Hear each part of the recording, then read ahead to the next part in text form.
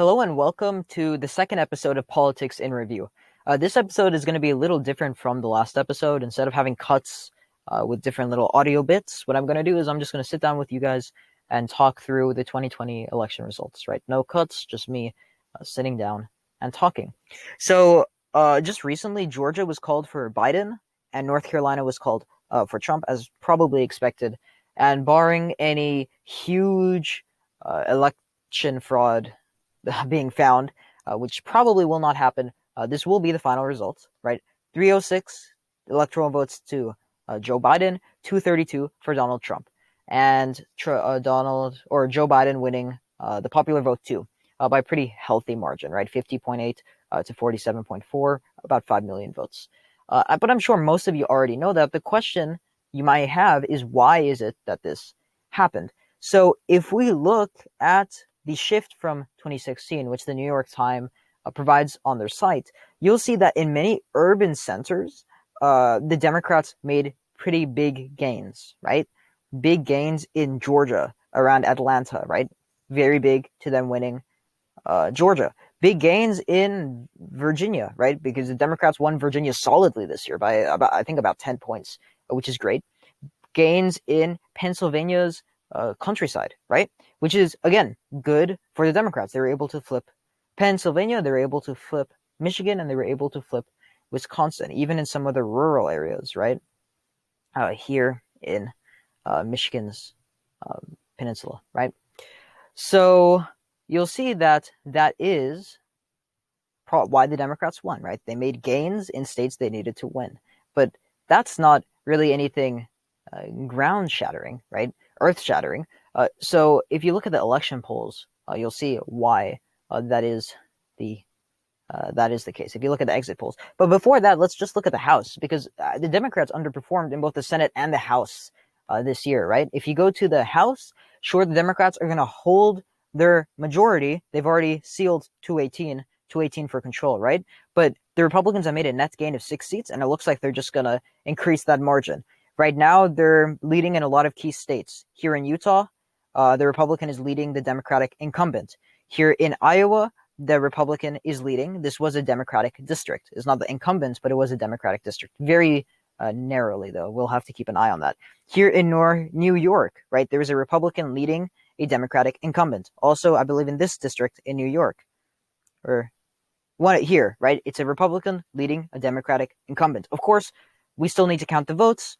That may change, but right now the House is looking very good for the Republicans. Will they? And there's another seat in California too, where a Republican is leading a Democratic incumbent. So yeah, this is looking very good for the Republicans. They probably will not win control, but it's much better than what many were expecting. Many were expecting for the Democrats to pick up seats. Well, actually, they're probably going to lose a good bit of seats, right? And then if we look at the Senate, already the Republicans have actually lost a seat, right? But they've still guaranteed 50 seats, right? So the only way the Democrats can control the Senate is if they win both of Georgia's special elections, which will take place later this year, right? Because neither candidate in either of these elections got the required 50% to win, right? So again, we'll see between David Perdue and Jon Ossoff. And on the same day, there will be an election between Raphael Warnock and Kelly Loeffler in Georgia, right? And that the reason you'll see their percentages are so low in the Georgia special election is because that's an open primary, meaning that different candidates from different parties all run in one election, right? So the Republicans split the vote. The Democrats didn't split the vote as much. So again, both of these seats are probably toss-ups right now, and we'll have to see how they turn out. The Democrats need to win both of them to control the Senate. It'll be 50-50, but of course the Democrats will win the White House. So with Vice President Kamala Harris, she can break any ties in the Senate. So that is something I will keep an eye on, and I will continue to tell you guys about. But now if we go to election polls, you'll see that it's mostly, or exit polls rather, you'll see that it's mostly what we expected, right? Males went for Trump. Females went for Biden. Whites went for Trump. Non-whites went for Biden, right? Generally, younger people voted Democratic and older for Republican, for Trump.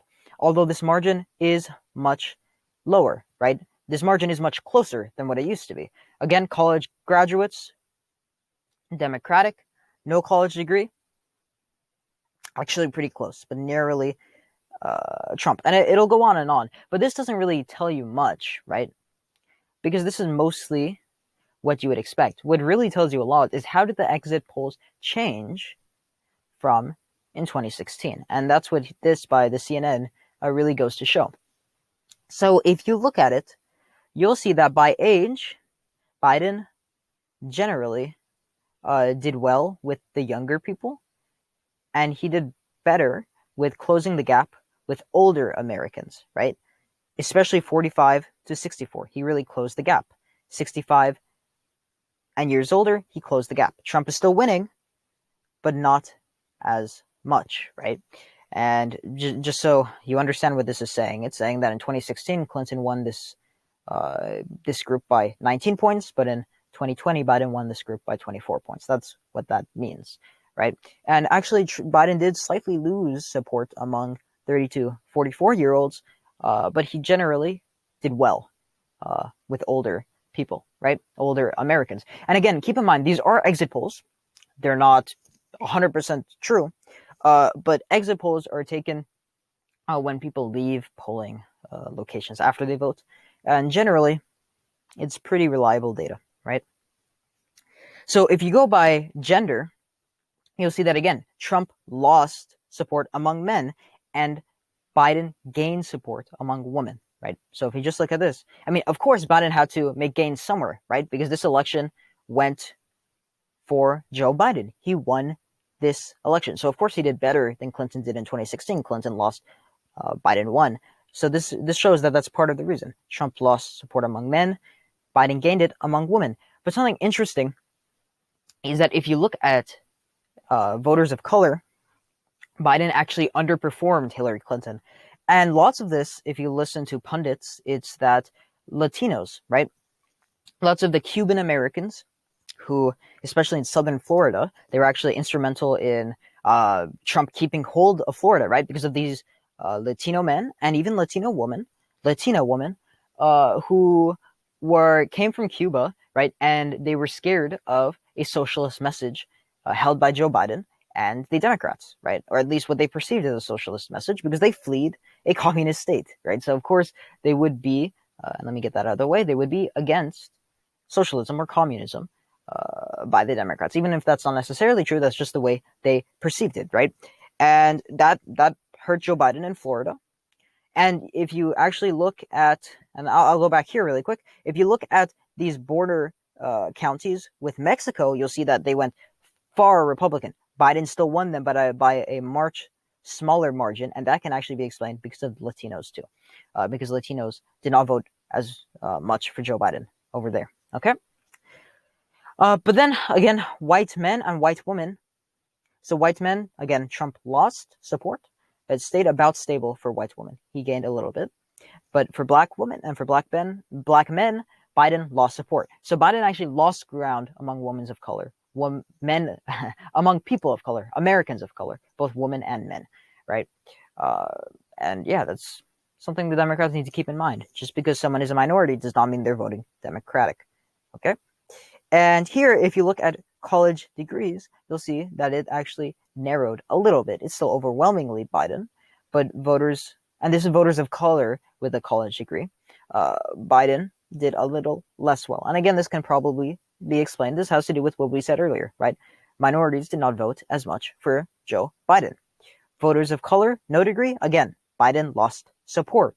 White voters, college degree, Biden did better than in 2016. He actually is winning with that demographic. White voters, no degree, right? Lots of people think that is the Trump base, right? And in many respects it is.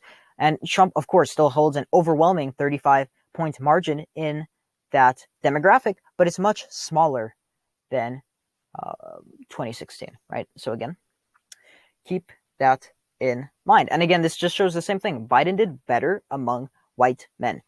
But something interesting is that even though we had all these demographic changes, right? You'll see that people of color did not go as overwhelmingly Democratic, and you'll see that there's a small shift among white people towards the Democrats. This page by ABC News is actually very interesting because it says that even though there is 1,118 counties in battleground states, only 37 flipped, right? Only 37 out of 1,118 counties, only 37 flipped. And that really just goes to show how polarized American politics is, right? Very few counties flipped. Really what happened, and this shows, is that turnout was higher. And in Democratic cities, turnout increased enough to seal the Democrats the election, right? At least the presidential election. And you'll actually see that across the board in all of the swing states, voter turnout was up, right? Up overwhelmingly from 2016. And I've looked at some numbers. Of course, we don't have the exact numbers right now, but I've seen estimates that it's a little over 60% of the voting population voted in this election, which is a several decades high. It's a high. We haven't seen that in several decades in America. So it really shows how important this election was for the American people. And it shows that more people voted. They thought this was a very vital election. And if you see across the board, right, if it is on this trend line, it's equal turnout. If it's above the trend line, it is not equal turnout. It is higher turnout in 2020. And of course, just so we're clear, the x-axis is 2016 turnout, y-axis is 2020 turnout. And again, across the board, I mean, I think maybe that's the first county I've seen, Stewart County, Georgia, maybe the only one that turnout actually went down. But almost every other county, you will see turnout is up, or about the same, but overwhelmingly up. Okay? So that's really the main reason we saw the shift in the 2020 election. Was it the major blowout some people expected? No, it was not. But was it enough to seal Joe Biden the presidency? Yes, it most likely was. Unless you believe in election fraud. And that may be the topic of my next video. You guys let me know what you think.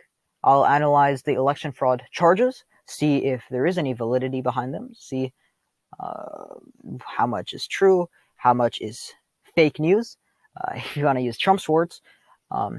And yeah, so that's it for this video pretty much. Just showing you guys the election results. Again, Biden was able to flip several key states, Arizona, Wisconsin, Michigan, Pennsylvania, and Georgia. He was able to seal a popular vote and then Electoral College victory. But Democrats did not do well in the House and in the Senate as they would have liked. Okay? So that's it for the video today. Let me know what you guys think. And if you want to see a video about election fraud in the 2020 election, let me know. Leave it down in the comments below. Okay? Have a great day and stay safe. Goodbye.